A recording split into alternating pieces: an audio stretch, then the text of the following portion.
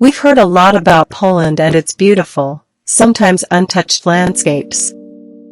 But we'd never been to this area before. And so, in June 2025, we set off in our motorhome to explore the north and northeast of Poland.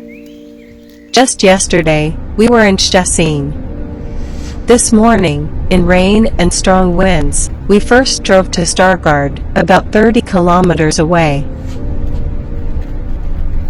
The old part of Stargrad lies within a medieval fortification with a 1-kilometer-long city wall and 4 city gates.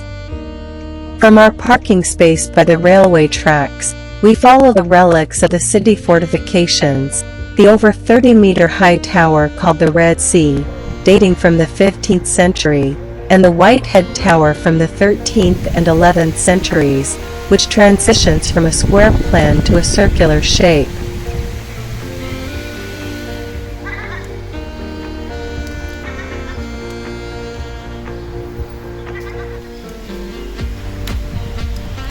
Next to the Pyritzer Gate stands the reconstructed Rohlederhaus, a Renaissance building from the 16th century.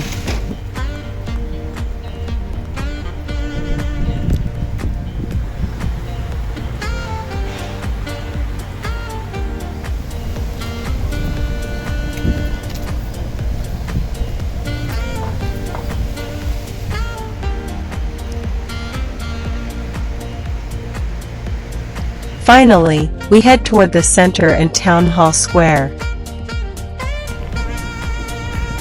Woher stammt der Drache, aus welcher Sage?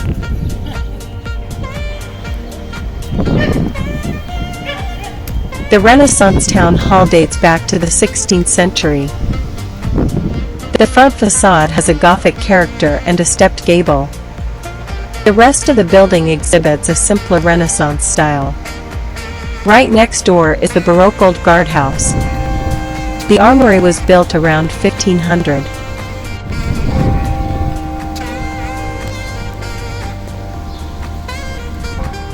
The largest church in Pomerania is the parish church of St. Mary, a 3-aisled Gothic brick basilica. Due to time constraints, however, we didn't visit the church. At the rear of the town hall and church stands the so-called Haus zum Protzen, House of Show-Off, from the 15th century, whose 4-axis gable already displays volutes. Further into the town, we pass a row of residential buildings. At each entrance, there is a sign in the basement for a hairdresser's shop. The late Gothic St. John's Church is a 3-aisled hall church. The massive, square tower is decorated with the so-called Stargard blind. We will see this type of tower many more times on our trip.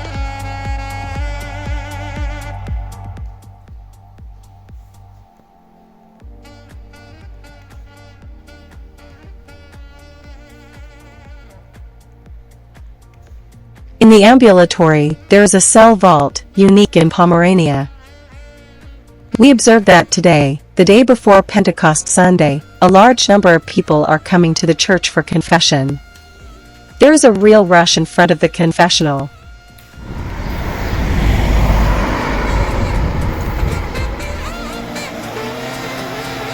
On the other side of the ramparts is the small Orthodox chapel of St. Peter and Paul.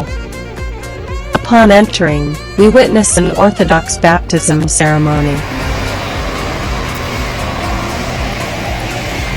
It was already early afternoon when we got back into the motorhome and drove, through heavy rain and then sunshine, to Bromberg, 200 kilometers away. Along the way, we encountered many groups of motorcyclists on their Whitsun excursion. However, we made one more stop in Deutsche Krone. I thought the name was so interesting and had actually expected more from the place than it actually delivered.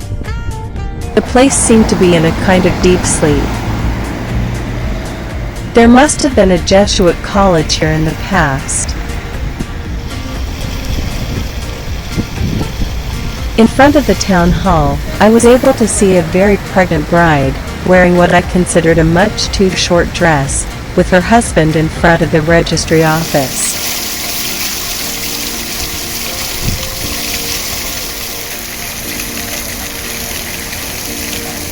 In the enormous market square, most of the stalls had already been dismantled.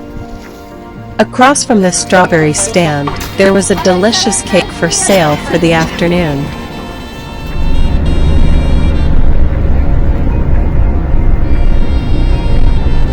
A summary. The town of Stargrad, which joined the Hanseatic League in 1363 and was very important in the grain trade at that time, was 70% destroyed by both American bombers and Soviet troops during World War II. However, the efforts to rebuild the original historic structures and buildings are remarkable. I had expected more from the small town of Deutschkron. Late in the afternoon, we reached a campsite east of Bydgoszcz in the rain. We won't visit the city itself until the next day.